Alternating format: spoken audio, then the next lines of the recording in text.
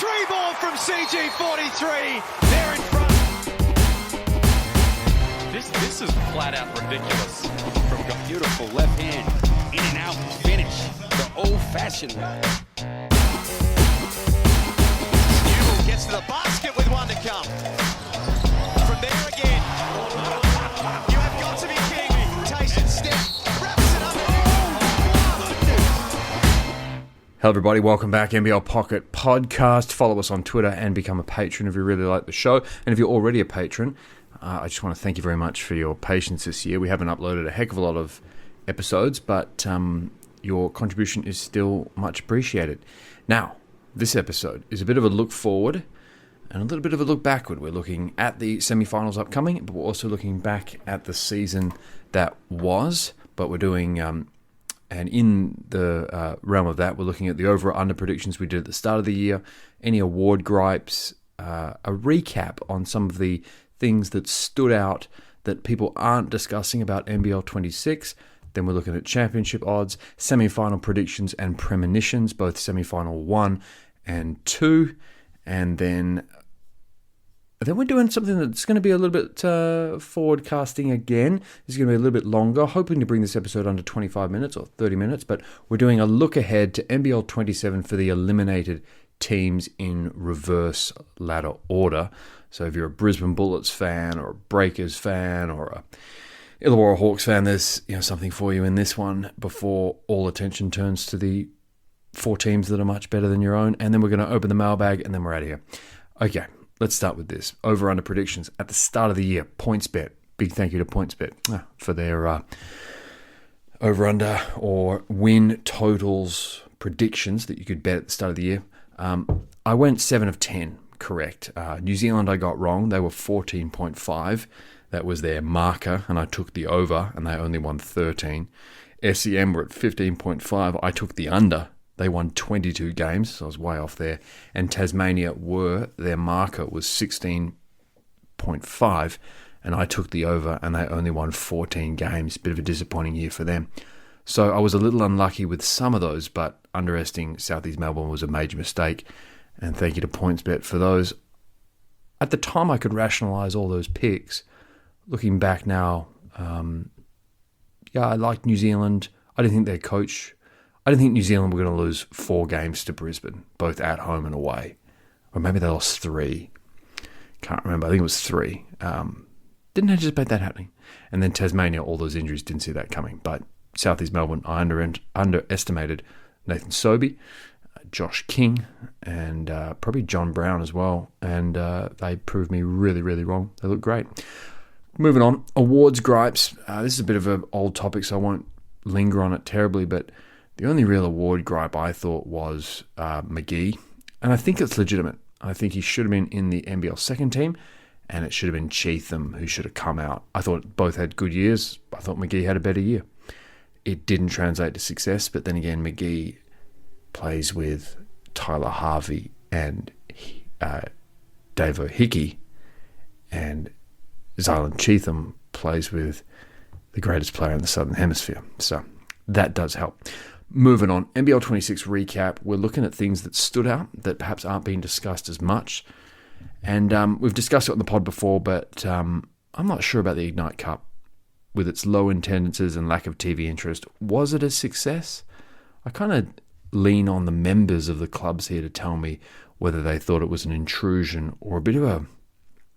I think it left a bit of a sour taste in people's mouths that they, again, had to pay extra on top of their membership fees for those games. It felt slightly underhanded, and in its first year, probably shouldn't have been that way, shouldn't have had that feeling. So I like the idea and concept. I think if you could sell it to a TV network and one of the free-to-airs for a bit of scratch, or at least just get some brand, get in the prime time and get some branding on there, it's a much bigger success.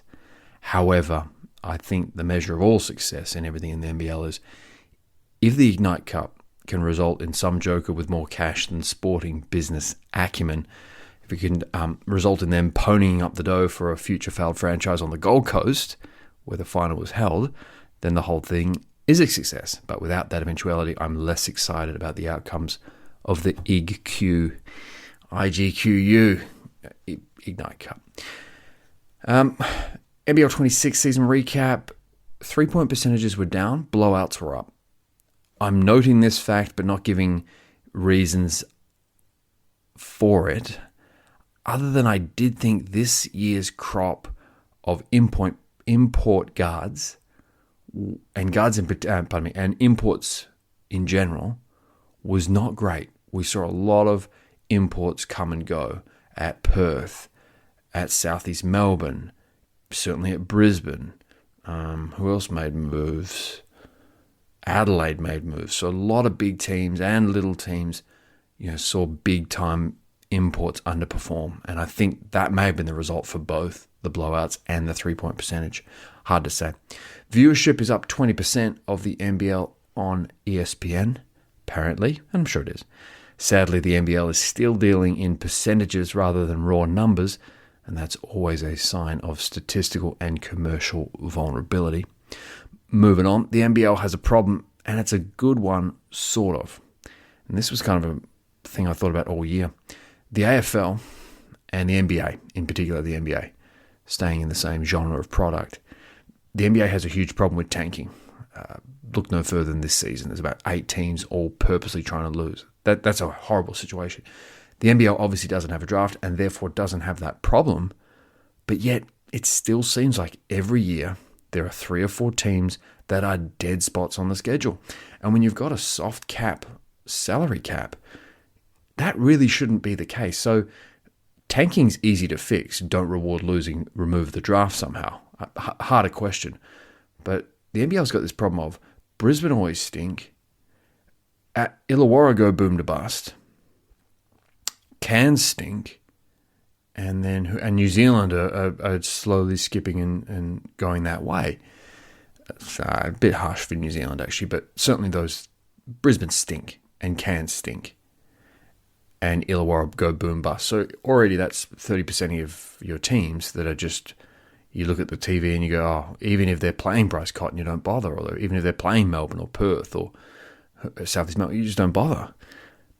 How do you fix it? Is the hard cap the fix? Where you shrink, you make the top teams worse or the big spenders worse, your Melbourne, Perth and Sydney? I don't think that's any salve.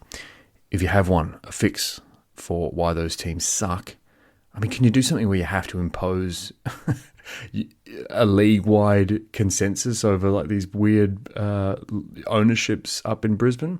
Don't know. If you've got a fix, hit me at Twitter, at NBL Pocket Pod. Another NBL 26 season recap. We saw the best NBL content emerge this year, and I think it's Body Nodge and Joey Wright on Timeout, the No Flop Zone. I think we all enjoyed that. I hope they do it again into next season.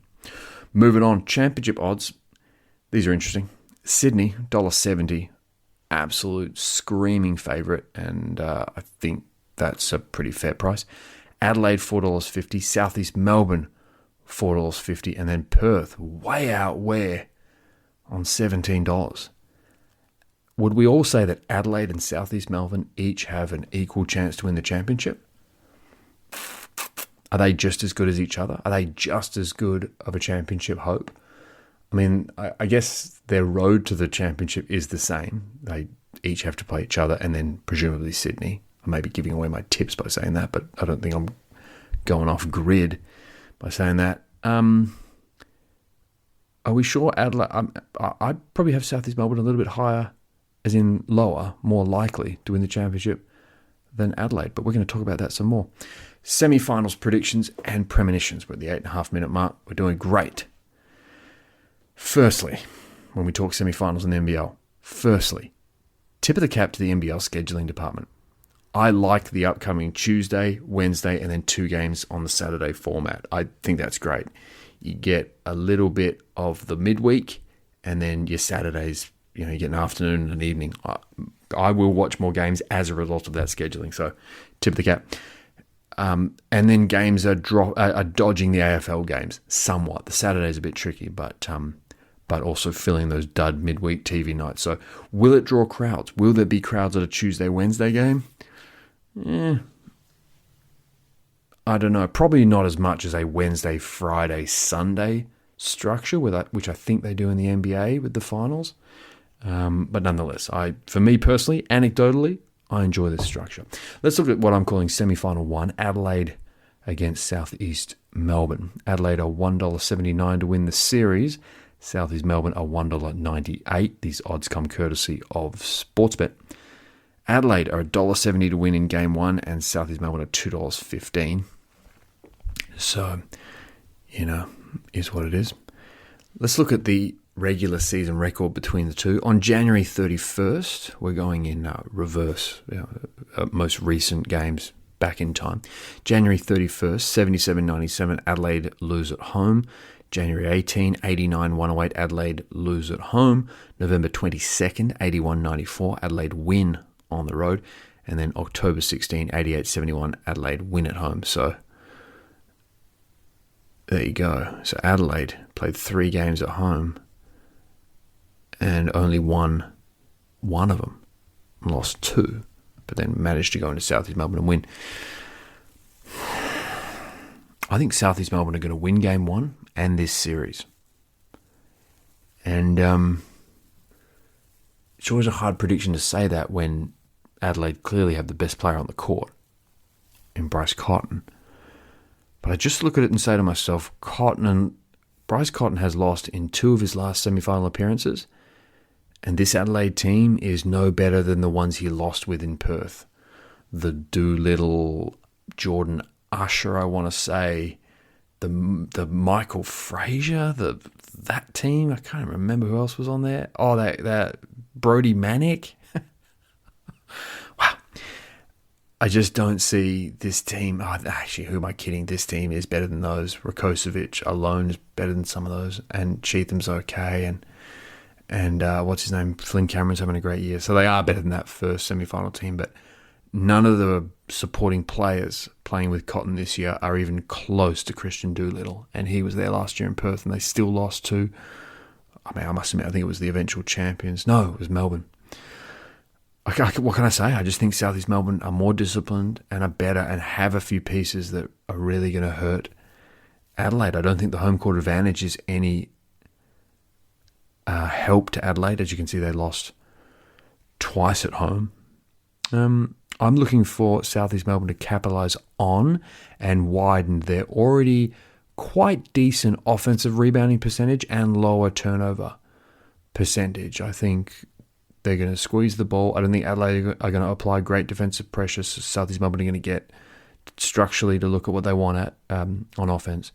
And then I think like a guy like John Brown is just so swift and agile in and under that a guy like Humphreys, Cheatham is powerful but doesn't have as good a nose for the ball as John Brown. So I'm going to say that's where they're at. Keeping Cotton off the line is also going to be a must for Southeast Melbourne. And I think Foxwell and Brown, for that reason, will be key to the series. Brown the third in particular.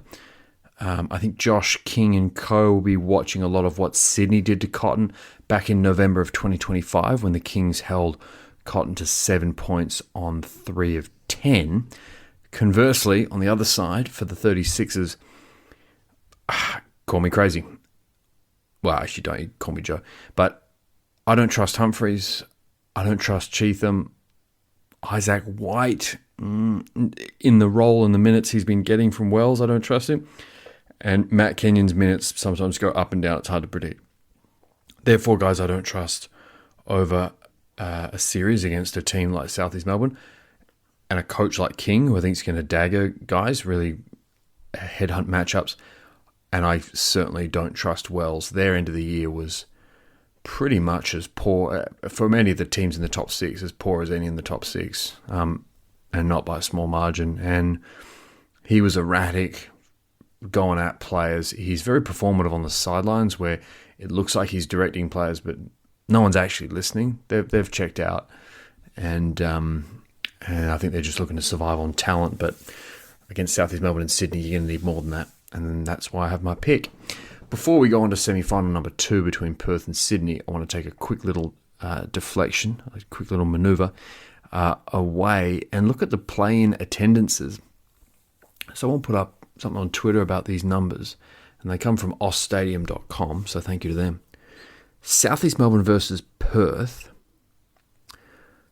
attendance was 3.9k. Let's call that 4, down from the average of 8.3. Now, this website lumps John Cain Arena all together, Melbourne and South East Melbourne, so it's hard to get a particular read on both teams, but nonetheless, 4,000 to that game. Melbourne versus Tasmania, again at John Cain Arena, so we know this is, home game for Melbourne. Here we go. The average is 8.3. Melbourne probably get average a little bit higher than that. South East Melbourne probably half that. But there was only 5,000 people at that game. That was an elimination game. Melbourne United, big club, 5,000. It's kind of low. Then we go Perth v Melbourne in Perth over at RAC Arena. 6.7, down from the average of 10.4. Now that's straight up. That's Perth got to beat Melbourne to make the semi-finals. That game meant everything. And their second half was as good a basketball as we've seen all year. It was terrific. 6.7k. 4,000 people, 3,500 people in Perth decided, you know what? If this team gets eliminated, we're happy not being there to see it. We're happy to just say our goodbyes to this NBL 26 Wildcat roster, over the phone. Apparently it was a very hot day in Perth, or evening in Perth that day. Tickets were a bit pricey. I think anywhere between the sort of 100 mark is for a good ticket was about what you're looking at. I think people just got jack of it. And it's really interesting, and I actually meant to do this before I came on the air, but just look at what were the biggest games this year. And I say this kind of really flying from the seat of my pants, so if I'm incorrect, I apologise. But if you go to ausstadiums.com, click on the NBL link, and then look at the top performers, all the best games are the ones involving Bryce Cotton. And I think we've seen with the NBL where, people just want to see really good players and really good basketball. And, Bryce Cotton is a guarantee of that. And some of the other teams aren't. They don't care about the team and necessarily. This Wildcat team has been, okay. I don't know. No one's got particular hope that they're going to make it any further than this semi-final. So the 6.7k. Also, was it a matter of the game was on a Friday night? So, conditions were kind of perfect to get a good crowd in, and it didn't happen. Anyway, the results were a reinforcement of the standings. This is the other thing about a wider conversation about the play-in. The results were a reinforcement of the standings. The teams that were lower didn't make it. Melbourne and Tasmania didn't make it. South East Melbourne and Perth were in the top 4 already, and now they are in the top 4. Have fans lost interest in the play-in? Is it unnecessary? Is it overwrought? Is it a concept that's too hard to sell? Now, I can speak anecdotally. I really like the play-in. I think it's terrific. It gives other teams a chance. And normally, if Tasmania were at full health, they would have beaten Melbourne. They would have definitely jumped them. There's no doubt about it in my mind. So I see a huge value in the play-in. I think it's great. But is there a way they can change the marketing? Maybe the turnaround was too quick to then sell tickets. Could you do a package deal, or, does your membership get you like a subscription? I just feel like that giving yourself if you're the Wildcats, giving yourself a 2 or 3 day window to sell 10,000 tickets. And when you're asking a decent price, that's too much in too little time. So a bit of a perfect storm there. So I don't know how you fix that. I don't work for this league or any of the clubs, so I don't give a fuck. you work it out. You're getting a paycheck. Most of these people just sit around. I don't know what they do. Moving on to semi-final number 2, Sydney versus Perth. The Sydney Kings are $1.24 to win the series, while Perth are at $3.95. It's a big discrepancy. The rosters are not set yet, so we don't have odds for game 1 yet. They'll come out tomorrow. You can go on the Sportsbet app or likewise and check it out. I probably said Sportsbet too many times for a company that doesn't pay me any money to spruik their products. I actually think betting is a disgrace, especially in this country and the way it's advertised. If I can just get that out there. But I do like their mathematical look at the game, and you get a sense of, what's likely and unlikely. Moving on. Let's look at the previous matchups. If I'm right in saying, and maybe I've misread realgm.com, Perth have not defeated Sydney at all this year. February 15th, the score was 102-84. Sydney defeated Perth in Coutts Bank Arena in Sydney. December 12, 79-108, Sydney defeat Perth on the road. Davis had 38 points. Massive blowout. October 19, 94-72, Sydney defeat Perth, again back in New South Wales at home. So the Wildcats have not won a game against the Kings since Bryce Cotton's departure, and I don't think this series will be any different. I think we're looking at a 2-0 sweep, and the Kings will be waiting upon Adelaide or South East Melbourne, but I like South East Melbourne making it over Adelaide. Over a series, I just think they're a little bit more reliable. And here's why I say that this thing's going to be... I'm going to think, is this going to be a bloodbath? Yeah, this is going to be a bloodbath. The Dellavedova ball pressure will kill the Kings alone. Will kill the Wildcats alone. And also his ball protection. There's just not going to be any careless plays like what Melbourne committed. There's just going to be ultimate protection of the ball. So the Wildcats aren't going to be able to progress the ball, and they're not going to be able to halt the Sydney Kings progressing the ball the other way. I just think the combination of size in Suarez and length, Cooks, on JLA is going to kill the Cats. I just think they're purpose-made to bump that guy off position, and Cooks is there to rally around him. I like both those matchups for the Kings against Perth and JLA. I think that could be a disaster. The gap in routine, reliable productivity from the likes of Mullawatch, Torrey Craig, Kawat-Noi, and to a lesser extent Galloway has been a little bit more inconsistent and not the volume of production. But even still, they, for their reliability of productivity, far exceed that of Windler, who's up and down like a yo-yo. Henshaw, you never know when he's going to throw a bounce pass out of bounds. And then Wagstaff, who's getting on, capable player and can give you some good minutes. But if you're looking for him to win your series, you're probably in a bit of bother. I'll say this, and here's the stat. 2 of JLA's 5 lowest field goal percentage games have come against the Kings. 9 points on 27% the last time they met in what was an absolute shocker where he and Suarez ran at it, and 12 points, 36% earlier in the year. And I don't see this, as I've said before, I don't see this series being any different. The only slight doubt I have is Doolittle. The Kings don't have a perfect matchup for him. Suarez big but too slow, Cooks fast but perhaps too slight.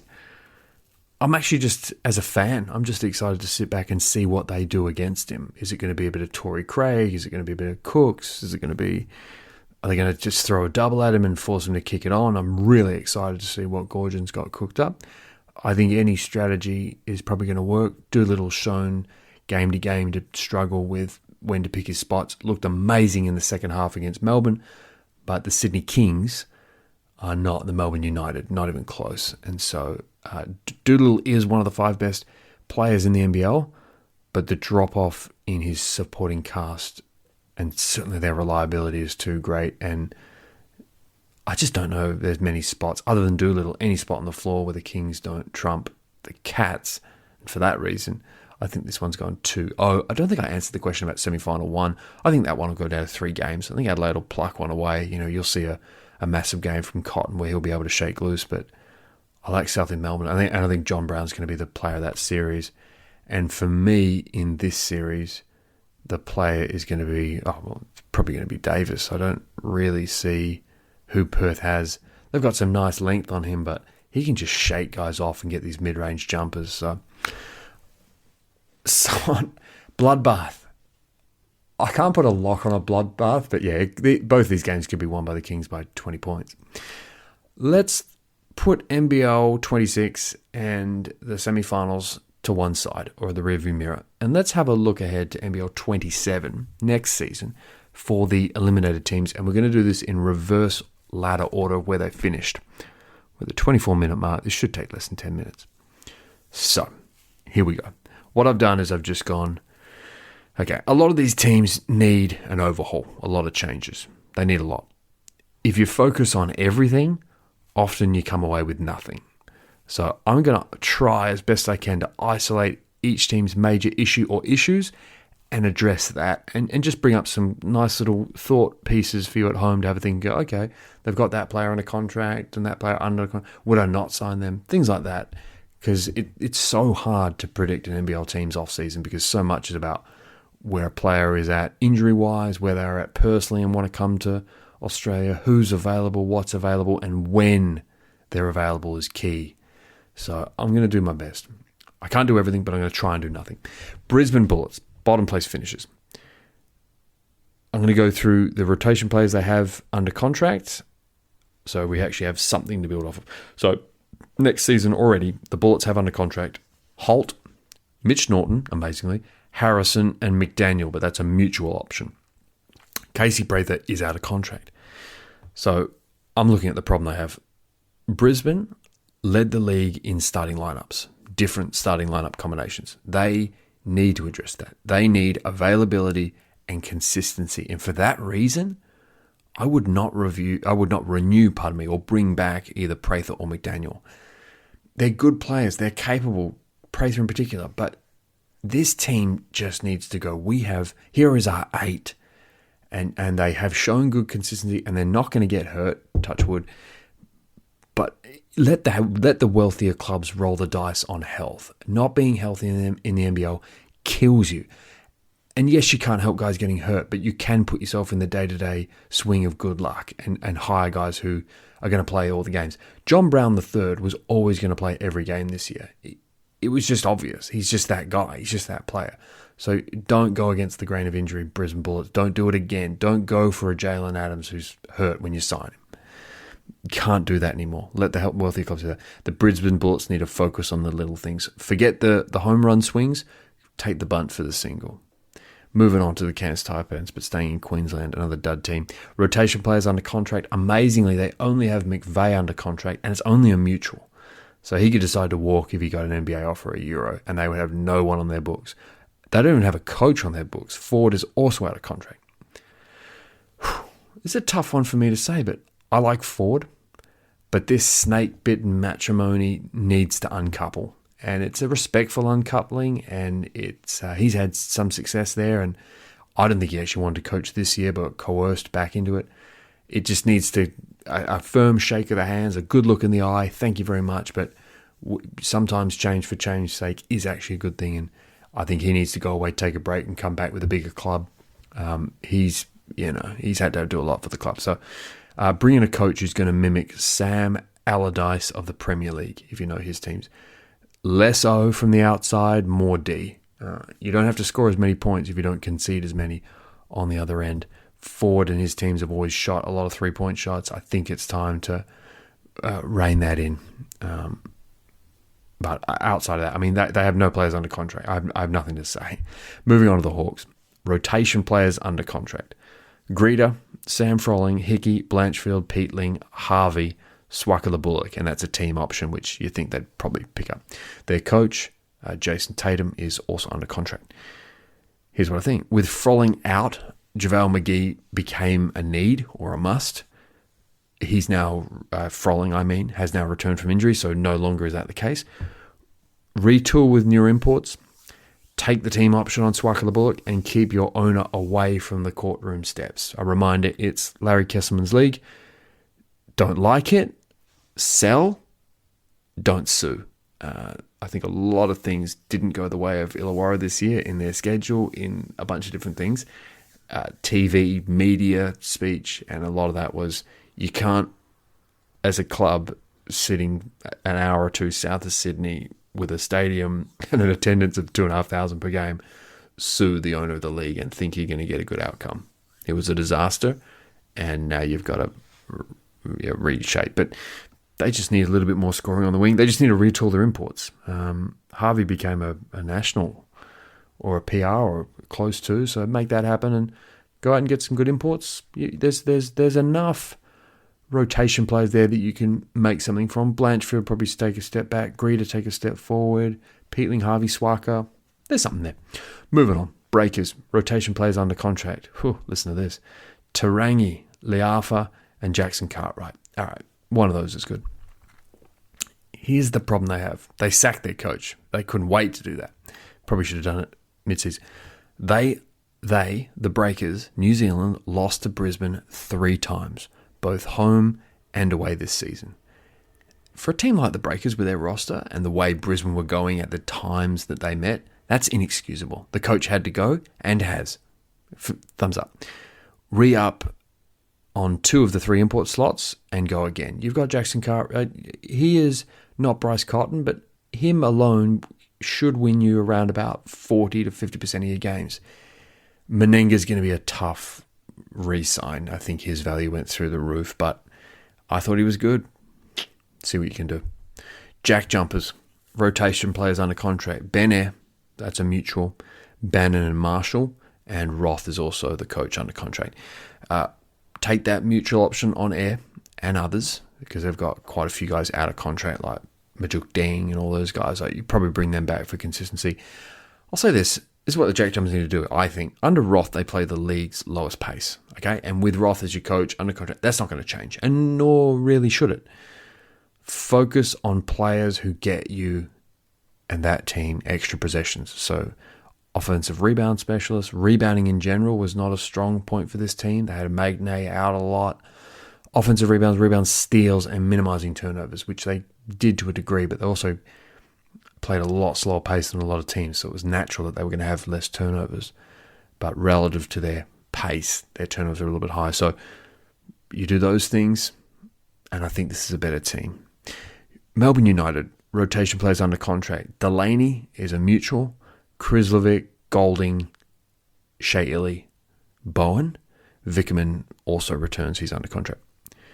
Melbourne United, work out who Chris Goulding is to you. Not to his agent, not to the media rabble that make any excuse for him, pump his tires, sometimes criticize him, I think. Who is Chris Goulding to you? Is he a starter or is he a bench player? This jumping between the two, you've committed too much cash to him not to know what he is. 5 wins, 6 losses as a bench player, 11 wins, 9 losses as a starter. Inconclusive stat number. Inconclusive test spectrum. Moving on from, work out who he is. If he's a bench player, cool. Recruit over the top of him, bring in a gun. Milton Doyle was close, but bring in an absolute gun, 2-guard, off the bounce scorer, and sit Goulding in the corner. If you think he's a starter, okay, look at imports that work around him. Work out who he is to you. Belaboring the point. Delaney, I don't think Delaney's the guy. Had a great game against Tasmania. If he's your starting power forward, you know, this is a league with Doolittle and John Brown and, to a lesser extent, Cheatham and bigs like JaVale McGee and Harrison. I just feel like if you've got Finn Delaney soaking up 25 to 30 NBL minutes, I think you kind of know where your team is trending, and I don't think it's to a championship. He's on a mutual. Probably have a good thing about that. I'd probably look somewhere else. Melbourne United. I've had a sample size, is the word I was searching for before. We've had enough sample size on Shea Illy. He cannot stay healthy. Got to recruit over the top of him. Assemble your roster accordingly with that information. Guys, that is, I look forward to NBL 27 for the 6 teams that have been eliminated. I just want to now talk about free agency and open the mailbag, and we're out the door. We're at 33 minutes.